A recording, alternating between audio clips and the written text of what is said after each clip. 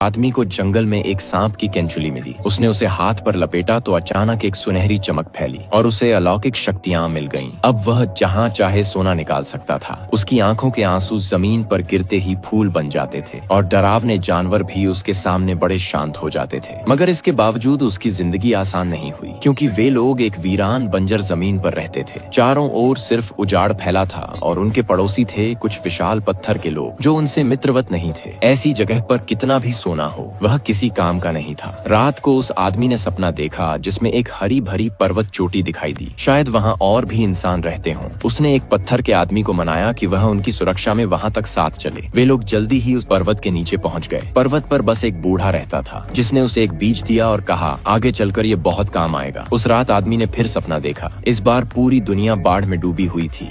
असंख्य जीव डूबकर मर रहे थे। तभी वह बीज उसके सामने से गुजरा और पानी में नाव के अगले हिस्से के आकार का आकार लेने लगा। पानी के नीचे के जानवर जीवित हो गए और उस दिशा में तैरने लगे। आदमी को समझ आ गया कि वह एक प्रलयकारी आपदा देखने जा रहा है और वही बीज एकमात्र उम्मीद है। उसने रातों रात बीज बो दिया। सुबह होते ही उस बीज से एक झरना फूट पड़ा और उसका पानी चारों तरफ फैलने लगा। जहां जहां पानी गया, हरियाली लौट आई। ऊंचे ऊंचे पेड़ उग आए और बंजर जमीन जंगल में बदल गई। पानी बहता बहता दूर तक चला गया और ऐसा लगा मानो दुनिया में फिर से जीवन लौट आया हो। कबूतर उस पानी के स्रोत की ओर उड़ने लगे। पत्थर के लोगों की मदद से उन्होंने एक जहाज बनाना शुरू किया। धीरे धीरे अनगिनत पक्षी वहां इकट्ठा होने लगे और सब उस जहाज में चले गए, जैसे उन्हें पता हो कि यहीं उनकी जान बचेगी। फिर जमीन पर चलने वाले जानवर भी आए और वे धुआं कर उन्हें सुलाकर जहाज में चढ़ाने लगे। तभी कुछ अनचाहे मेहमान आ गए, बचे खुचे सभी इंसान और उनका नेता ने घमंड से कहा कि यहाँ का सब कुछ उसका है। आदमी ने उसकी बात पर ध्यान नहीं दिया और सबको बताया कि बहुत बड़ी तबाही आने वाली है इस आगों को मिटाने के लिए, और ये जहाज मासूम जीवों को बचाने के लिए है। नेता ने गुस्से में हमला करने का आदेश देना चाहा,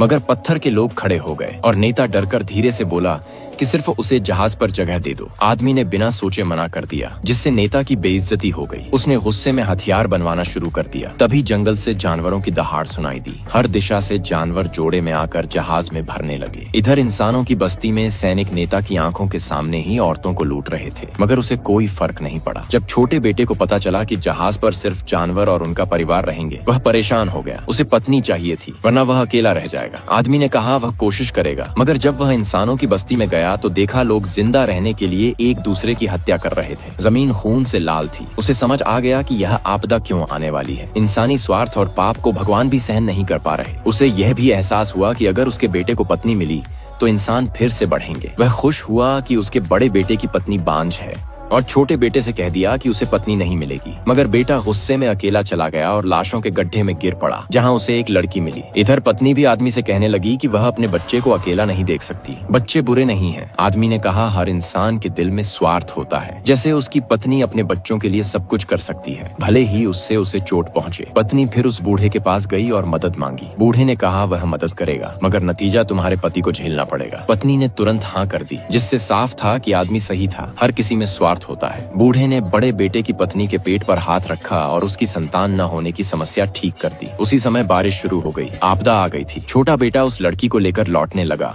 लोग भी जहाज की ओर भागने लगे। लड़की का पैर फंस गया और वह निकल नहीं पाई। तभी आदमी पहुंचा और बेटे को धक्का देकर हटा दिया। लड़की भीड़ में कुचलकर मर गई। नेता ने जहाज पर हमला किया। पत्थर के लोग लड़ने के लिए खड़े हो गए। नेता ने एक पत्थर के आदमी को उसके जोड़ में भाला मार दिया, जिससे वह मर गया और मरते मरते फट गया। उसकी आत्मा आकाश में चली गई। धमाके में नेता भी घायल हुआ, मगर उसे एक रास्ता दिख गया। दूसरे पत्थर के लोग भी फट फट कर रास्ता रोकने लगे। तभी अचानक जमीन से पानी निकल पड़ा। भयंकर बाढ़ आ गई। नेता ने बाढ़ के बीच जहाज में एक छेद कर दिया और अंदर घुस गया। छोटे बेटे ने यह देख लिया, मगर किसी से नहीं कहा। जहाज पानी में हिचकोले खाने लगा। बाहर से लोगों की चीखें सुनाई देती रहीं। परिवार के लोग भी कहने लगे कुछ कर लो, मगर आदमी ने साफ मना कर दिया। इंसानों को मर जाने दो। उसका मानना था कि उन्होंने जहाज बनाया, इसीलिए उन्हें बस अपनी मौत तक जीने का अधिकार है। इसी बीच बड़े बेटे की पत्नी को प्रसव पीड़ा होने लगी। वह गर्भवती थी। आदमी टूट गया। उसने भगवान से पूछा क्या उसे अपनी संतान को मारना पड़ेगा। आसमान से जवाब नहीं आया, सिर्फ बारिश होती रही।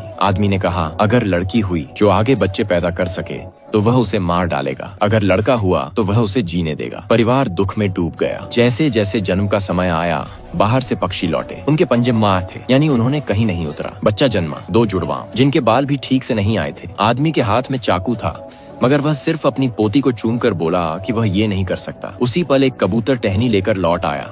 बाढ़ का पानी उतर गया। आदमी को लगा बहू से नफरत करेगी, मगर उसने कहा भगवान ने उसे इसलिए चुना क्योंकि वह दिल की बुराई देख सकता है मगर प्यार भी समझता है। शायद उसकी दया की वजह से भगवान ने इंसानों को एक और मौका दिया और फिर इंसान और जानवरों ने एक नई दुनिया में नई शुरुआत की।